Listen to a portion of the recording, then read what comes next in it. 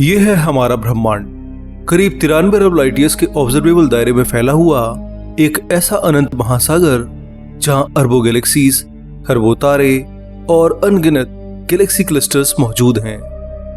अगर आप इन गैलेक्सीज और क्लस्टर्स को धीरे धीरे जूम आउट करके देखें, एक बहुत बड़े स्केल पर ब्रह्मांड के नक्शे को समझें, तो आपको एक अजीब बल्कि रोंगटे खड़े कर देने वाला पैटर्न दिखाई देगा। एक ऐसा पैटर्न जो देखने में बिल्कुल एक इंसानी दिमाग जैसा लगता है। तो आखिर ऐसा क्यों है? क्या ये सिर्फ एक संयोग है या फिर इसकी रचना भी किसी ऐसी एडवांस इंटेलिजेंस ने की है जिसने हमें भी बनाया है? क्योंकि हमारा दिमाग भी कुछ इसी तरह के स्ट्रक्चर को फॉलो करता है, या फिर फिजिक्स के कुछ ऐसे कठोर नियम हैं जो किसी भी यूनिवर्स को ऐसी ही शेप देने के लिए मजबूर करते हैं।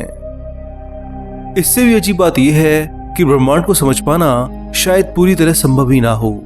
कहीं पर यह हर पल बदलता रहता है, तो कहीं अरबों सालों तक बिल्कुल वैसा ही शांत रहता है। जैसे हमारे शरीर में छोटे छोटे सेल्स मिलकर टिश्यू बनाते हैं और वही टिश्यू मिलकर हमारा जटिल दिमाग बनाते हैं, ठीक वैसे ही स्पेस में विशालकाय गैस और धूल के बादल मिलकर कुछ ऐसे स्ट्रक्चर बनाते हैं जो देखने में बिल्कुल इंसानी शरीर के हिस्सों जैसे लगते हैं। पृथ्वी से 5000 लाइट ईयर दूर एक ऐसा नेब्यूला मौजूद है जो ऐसा लगता है जैसे ब्रह्मांड के अंधेरे में कोई दिमाग तैर रहा हो। लेकिन असल सवाल ये नहीं है कि वो ऐसा क्यों दिखता है। असल सवाल ये है कि तुम उसे ऐसा क्यों देख रहे हो, क्योंकि ये अकेला नहीं है। इस अनंत स्पेस में एक ऐसा नेबुला भी है जो विशालकाय आंख जैसा दिखता है, और एक ऐसा जो किसी खौफनाक चेहरे या खोपड़ी जैसा दिखता है। तो क्या ये सिर्फ एक कोइंसिडेंस है, या फिर ब्रह्मांड की बनावट ही ऐसी है जो हमें बार बार हमारी ही याद दिलाती है? या फिर कहीं ऐसा तो नहीं किसी टाइप 3 एलियन सिविलाइजेशन को हमारे ब्रेन का ब्लूप्रिंट मिल चुका है और वो इन नेबुलास को ऐसी शेप देकर हम पर लगातार नजर रख रहे हों? तो दोस्तों, ये सब जानने के लिए अपनी सीट बेल्ट बांध लीजिए और तैयार हो जाइए मेरे साथ इन विचित्र और रहस्यमयी खतरनाक इंसानी शेप वाले नेबुलास की यात्रा पर। मैं हूं आपका दोस्त शिवम और आप देख रहे हैं साइमिथ। स्क्रीन पर आप इस इमेज को देखिए। इसे जेम्स वेब टेलीस्कोप ने अपने ताकतवर इंफ्रारेड कैमरे से हाल ही में कैप्चर किया था। अगर आप इसे ध्यान से देखें तो ये आपको एक इंसानी दिमाग जैसा दिखाई देगा। सोचिए, कई लाइट ईयर्स में फैला इतना विशाल स्ट्रक्चर और देखने में हूबहू एक इंसानी दिमाग। आखिर ये क्या है? तो दोस्तों, इस इमेज के पीछे का विज्ञान समझने से पहले यह जानना जरूरी है कि यह सच में कोई बायोलॉजिकल दिमाग नहीं है। विज्ञान की भाषा में इसे नेबुला कहते हैं। नेबुला असल में गैस और कॉस्मिक डस्ट का एक विशालकाय बादल होता है। जब कोई विशाल तारा अपनी लाइफ के आखिरी स्टेज में पहुंचता है तो वो एक भयानक विस्फोट के साथ अपनी आउटर लेयर्स को स्पेस में फेंक देता है। इस घटना को हम सुपरनोवा कहते हैं। तारे के अंदर से निकली ये लेयर्स धीरे धीरे स्पेस में एक्सपेंड होती हैं और एक ग्लोइंग क्लाउड बना देती हैं। लेकिन यहाँ पर एक सबसे इंटरेस्टिंग और हैरान करने वाली बात यह है कि ये क्लाउड पूरी तरह से रैंडम या गोल नहीं होता। इसमें एक खास तरह का स्ट्रक्चर होता है, एक पैटर्न होता है जो कि ग्रेविटी, रेडिएशन और स्टेलर विंड्स की वजह से बनता है। अब अगर हम इस नेबुला के स्ट्रक्चर को देखें, जिसे वैज्ञानिक एक्सपोज्ड क्रेनियम नेबुला भी कहते हैं, तो हमें इसमें फोल्ड्स यानी परतें दिखाई देती हैं जो बिल्कुल वैसा ही टेक्सचर बनाते हैं जैसा हमारे दिमाग की सरफेस पर होता है।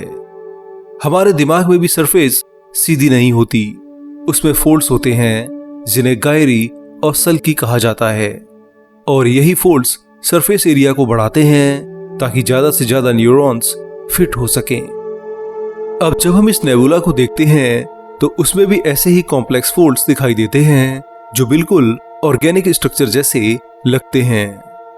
लेकिन स्पेस में गैस के ये फोल्ड्स किसी इंटेलिजेंट एलियन सिविलाइजेशन के इंजीनियरों ने नहीं बनाए हैं, बल्कि इसके पीछे काम कर रही है प्योर फिजिक्स। स्पेस में जब गैस बहुत तेज स्पीड से अलग अलग डायरेक्शन में मूव करती है तो वो कोई स्मूथ शेप नहीं बनाती, बल्कि वो एक टर्बुलेंट पैटर्न बनाती है। आप इसे ऐसे समझ सकते हैं जैसे पानी में इंक की कुछ बूंदें गिराने पर जो धुएं जैसी आकृतियां बनती हैं। इसे हाइड्रोडायनेमिक्स कहते हैं और यही टर्बुलेंस ब्रह्मांड में इन कॉम्प्लेक्स शेप को क्रिएट करता है। अब कुछ नेबुला 2 से 5 लाइट ईयर्स तक फैले होते हैं, यानी इनका साइज हमारे पूरे सोलर सिस्टम से भी हजारों गुना बड़ा होता है। लेकिन इतने विशाल और अकल्पनीय स्ट्रक्चर को भी हमारा दिमाग चुटकियों में एक छोटे फैमिलियर शेप में बदल देता है। और अब यही सेम साइकोलॉजिकल खेल हमारे साथ एक और नेबुला में होता है जो हमें हजारों सालों से लगातार घूर रहा है। आइए अब चलते हैं ऐसे ही एक और अजीब स्ट्रक्चर की ओर जो पूरी तरह से एक विशालकाय ब्रह्मांडीय आंख जैसा दिखाई देता है। इसे दुनिया भर में आई ऑफ गॉड यानी भगवान की आंख कहा जाता है, लेकिन फिजिक्स की दुनिया में इसका असली नाम है द हेलिक्स नेबुला यानी NGC 7293। हमारी पृथ्वी से करीब 650 लाइट ईयर दूर एक्वेरियस तारामंडल में स्थित यह नेबुला स्पेस की सबसे खूबसूरत लेकिन डरावनी जगहों में से एक है। यह एक प्लेनेटरी नेबुला है। अब यहां नाम से कंफ्यूज मत होना, इसका ग्रहों यानी प्लेनेट से कोई लेना देना नहीं है। यह असल में एक मरते हुए तारे की निशानी है। जब हमारे सूर्य के आकार का कोई तारा अपनी जिंदगी के अंतिम पड़ाव पर पहुंचता है, यानी जब उसका हाइड्रोजन फ्यूजन रुक जाता है, तो उसकी कोर सिकुड़कर एक बेहद गर्म और घने व्हाइट ड्वार्फ तारे में बदल जाती है और उस तारे की जो बाहरी परत यानी आउटर प्लाज्मा लेयर्स होती हैं वो अंतरिक्ष में छल्ले की तरह फैलने लगती हैं। लेकिन यहां पर एक बहुत ही इंटरेस्टिंग बात सामने आती है। जब हम पृथ्वी से इस हेलिक्स नेबुला को देखते हैं, कोई सिंपल गैस का छल्ला नहीं लगता, बल्कि ये हूबहू एक इंसानी आंख जैसा दिखता है। इसके बीच में एक बहुत ब्राइट नीले रंग का सेंटर है जो बिल्कुल हमारी आंख की पुतली यानी प्यूपल जैसा लगता है। ये असल में व्हाइट ड्वार्फ तारा है जो अल्ट्रावायलेट रेडिएशन छोड़ रहा है। वहीं इसके चारों तरफ गैस और धूल की एक गोल परत है जो लाल और ऑरेंज रंग में चमकती है, जो कि बिल्कुल आंख के आइरिस जैसी दिखाई देती है। और लास्ट में बाहर फैली हुई हल्की गैस की डिफ्यूज लेयर है जो किसी आईलिड यानी पलक जैसी सिमेट्री बनाती हैं। अब सवाल ये नहीं है कि नेबुला ऐसा क्यों बना, क्योंकि साइंस इसका सटीक जवाब पहले ही दे चुका है। आज से करीब 5 अरब साल बाद जब हमारा अपना सूर्य खत्म होगा, तो वो भी बिल्कुल ऐसा ही एक प्लेनेटरी नेबुला बनाएगा। खैर, बात ये आती है कि हम इसे आंख जैसा ही क्यों देख रहे हैं। ऐसा क्यों लगता है कि ये किसी देवता या किसी ब्रह्मांडीय शक्ति की आंख है जो लगातार हमें 650 लाइट ईयर दूर से बिना पलक झपकाए घूर रही है। अगर आप इसे एक एस्ट्रोफिजिसिस्ट की तरह देखो तो यह आपको सिर्फ एक्सपेंडिंग गैस लगेगी जो 31 किलोमीटर पर सेकंड की स्पीड से ब्रह्मांड में फैल रही है। लेकिन अगर आप इसे एक इंसान की तरह देखो तो यह आपको देखती हुई एक आंख लगती है, और यही सबसे बड़ा कैच है। हम ब्रह्मांड को वैसा नहीं देखते जैसा वह असल में है, हम उसे वैसा देखते हैं जैसे हम खुद हैं। जिस तरह आसमान में तैरते सफेद बालों में हमें जानवरों की शेप्स दिखाई देती है, या रात के अंधेरे में कपड़ों के ढेर में हमें कोई चेहरा नजर आता है, ठीक उसी तरह स्पेस में मौजूद ये कॉम्प्लेक्स स्ट्रक्चर्स हमारे दिमाग के लिए एक फैमिलियर पैटर्न बन जाते हैं। लेकिन यहां पर एक डरावनी सच्चाई और भी है। दुनिया के अलग अलग हिस्सों से अलग अलग सभ्यताओं के लोग जब इस नेबुला को देखते हैं तो हर कोई इसे आई यानी आंख ही क्यों कहता है। क्या यह सिर्फ कोइंसिडेंस है, या फिर हमारा दिमाग इस तरह से प्रोग्राम किया गया है जो हर रैंडम पैटर्न में किसी ऑब्जर्वर यानी देखने वाले को ढूंढता है? अगर ऐसा है तो शायद रीजन ये नहीं है कि ब्रह्मांड हमारे जैसा दिखता है, बल्कि रीजन ये है कि हमारा दिमाग हर अनजान चीज में खुद को ढूंढने की कोशिश करता है। अगर हम इसी पैटर्न को और आगे बढ़ाएं तो पृथ्वी से 5000 लाइट ईयर दूर मोनोसेरोस तारामंडल में हमें एक और अद्भुत कल्पना से परे एक स्ट्रक्चर मिलता है। इसे रोसेट नेबुला कहा जाता है। करीब 130 लाइट ईयर के विशाल डायमीटर में फैला यह नेबुला इतना विशाल है कि इसके अंदर हमारा पूरा सोलर सिस्टम हजारों लाखों बार समा सकता है। इसका कुल मास हमारे सूरज से 10,000 गुना ज्यादा है। लेकिन इस नेबुला की खास बात इसका साइज नहीं, बल्कि इसका खौफनाक स्ट्रक्चर है। ये एक एमिशन नेबुला है, यानी गैस और डस्ट का बना एक ऐसा क्षेत्र जहां गैस के बादल ग्रेविटी के कारण सिकुड़ रहे हैं और नए तारों को जन्म दे रहे हैं। इस नेबुला को तारों की नर्सरी यानी स्टेलर नर्सरी भी कहा जाता है। अब इस नेबुला के बिल्कुल सेंटर में NGC 2244 नाम का एक विशाल स्टार क्लस्टर मौजूद है। ये कुछ बहुत ही यंग, बेहद गर्म और विशाल तारों का समूह है। ये नए तारे अपने अंदर से इतनी भयंकर मात्रा में अल्ट्रावायलेट रेडिएशन और स्टेलर विंड्स बाहर फेंकते हैं कि अपने आसपास मौजूद हाइड्रोजन गैस को दूर धकेल देते हैं। इसी भयंकर धक्के यानी प्रेशर की वजह से इस नेबुला के बीचों बीच एक बहुत बड़ा खाली गड्ढा या कैविटी बन जाती है। अगर आप इस स्ट्रक्चर को थोड़ा ध्यान से देखो तो ये कोई साधारण बादल नहीं लगता। ये एक डरावने चेहरे या खोपड़ी यानी स्कल जैसा लगने लगता है। बीच का वो हिस्सा जहां से गैस उड़ा दी गई है वो ऐसा लगता है जैसे खोपड़ी की आंखों के गड्ढे हों।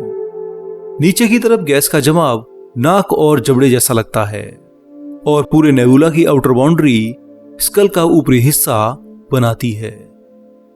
वैज्ञानिक तौर पर यह स्ट्रक्चर पूरी तरह से एक नेचुरल प्रोसेस है जहां ग्रेविटी गैस को अंदर खींच रही है और तारों का रेडिएशन उसे बाहर धकेल रहा है।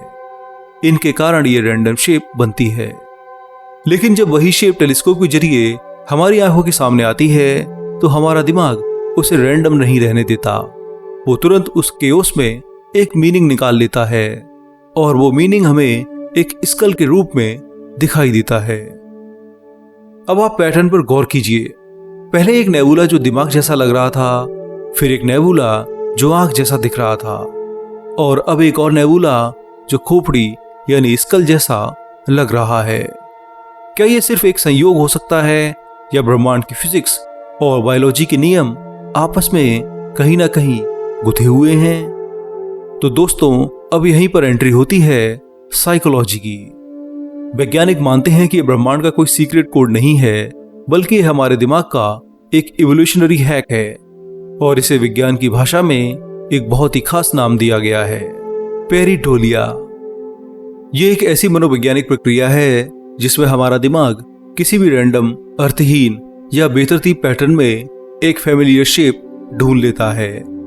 जैसे मंगल ग्रह पर खींची गई वो मशहूर 1976 की फेस ऑन मार्स की तस्वीर, या फिर आपकी दीवार की दरारों में कोई चेहरा दिखना। ये सब पेरिडोलिया का ही नतीजा है। लेकिन सवाल ये है कि हमारा दिमाग ऐसा करता क्यों है? तो इसका जवाब हमारे इंसान बनने के सफर यानी इवोल्यूशन में छिपा हुआ है।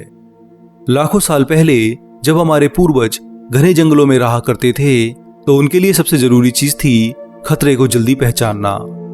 अगर दूर झाड़ियों में कोई हल्की सी हलचल होती या पत्तों के बीच कोई परछाई बनती तो इंसान के दिमाग को एक फ्रैक्शन ऑफ सेकंड में डिसाइड करना होता था कि क्या वो सिर्फ हवा है या फिर कोई खूंखार शिकारी जानवर। अगर इंसान ने उसे जानवर समझकर भागने का फैसला किया और वो सिर्फ हवा निकली तो कोई नुकसान नहीं हुआ। लेकिन अगर उसने सोचा कि छोड़ो यार, हवा होगी, और असल में वो शेर निकला तो खेल खत्म, उसकी जान चली जाएगी। इसलिए एवोल्यूशन ने हमारे दिमाग को इस तरह से डिजाइन किया है कि वो हर पैटर्न में सबसे पहले चेहरा या खतरा ढूंढे। हमारे दिमाग के टेम्पोरल लोब में एक खास हिस्सा होता है जिसे फ्यूजिफॉर्म फेस एरिया कहते हैं। इसका काम ही सिर्फ चेहरों को पहचानना है। ये इतना तेज और एक्टिव है कि वहां भी चेहरे बना देता है जहां होते ही नहीं हैं, क्योंकि एवोल्यूशन के हिसाब से गलतफहमी का शिकार होना मारे जाने से ज्यादा सेफ है। यही सर्वाइवल सिस्टम आज लाखों साल बाद भी हमारे मॉडर्न दिमाग के अंदर काम कर रहा है।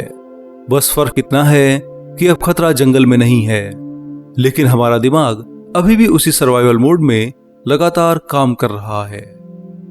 और फिर जब इंसान टेलीस्कोप से स्पेस के करोड़ों लाइट ईयर दूर के कॉम्प्लेक्स उलझे हुए पैटर्न देखता है तो उसका फ्यूजिफॉर्म फेस एरिया एक्टिवेट हो जाता है। वो उस गैस और धूल को रैंडम नहीं रहने देता, वो उसे फैमिलियर बना देता है। इसलिए हमें नेबुला में दिमाग, आंखें और खोपड़ी दिखती है। इसका मतलब ये नहीं है कि ब्रह्मांड सच में इंसानी रूप ले रहा है, बल्कि इसका मतलब ये है कि हमारा दिमाग उसे ऐसा बना रहा है। असली इल्यूजन ब्रह्मांड में नहीं, तुम्हारे दिमाग के अंदर चल रहा है। अब जरा सोचिए, हो सकता है कि ब्रह्मांड में कहीं दूर कोई टाइप 2 एलियन प्रजाति मौजूद हो, और अगर वो अपने टेलीस्कोप से इसी रोसेट नेबुला को देखे तो चूंकि उनका एवोल्यूशन अलग तरीके से हुआ है तो उनका दिमाग भी अलग है, तो शायद उन्हें वहां खोपड़ी नहीं बल्कि अपनी प्रजाति का कोई पैटर्न या कोई मशीन दिखाई दे। अगर हम इन सभी चीजों को एक साथ जोड़कर देखें तो हमें एक बहुत गहरा कनेक्शन दिखाई देता है। साल 2020 में एक एस्ट्रोफिजिसिस्ट फ्रैंक कोबाजा और न्यूरोसर्जन अल्बर्टो फेलेटी ने एक रिसर्च पब्लिश की थी। उन्होंने ब्रह्मांड के विशाल कॉस्मिक वेब की तुलना एक इंसानी दिमाग के न्यूरल नेटवर्क से की, जिसके रिजल्ट्स ने पूरी वैज्ञानिक दुनिया को हिलाकर रख दिया। विज्ञान हमें बताता है कि ब्रह्मांड में गैलेक्सीज अक्सर लंबी पतली धागे जैसी लाइनों में एक दूसरे से जुड़ी होती हैं, जो आपस में मिलकर एक विशालकाय जाल यानी नेटवर्क बना देती हैं। इसे कॉस्मिक वेब कहते हैं।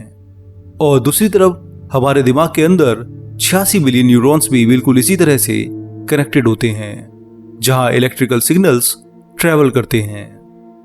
रिसर्च में पाया गया कि दोनों नेटवर्क्स यानी इंसान और ब्रह्मांड का स्ट्रक्चर और उनकी स्पेक्ट्रल डेंसिटी हैरान कर देने की हद तक एक जैसी ही है। हमारे दिमाग में 70% पानी होता है, जो एक पैसिव मटेरियल है, और ब्रह्मांड में लगभग 70% डार्क एनर्जी होती है, जो पैसिव है। दोनों जगह यानी असली काम करने वाला मटेरियल, न्यूरॉन्स और गैलेक्सीज सिर्फ 30% के आसपास ही हैं। मतलब सबसे छोटे स्केल पर और ब्रह्मांड के सबसे बड़े स्केल पर पैटर्न बिल्कुल एक जैसा है।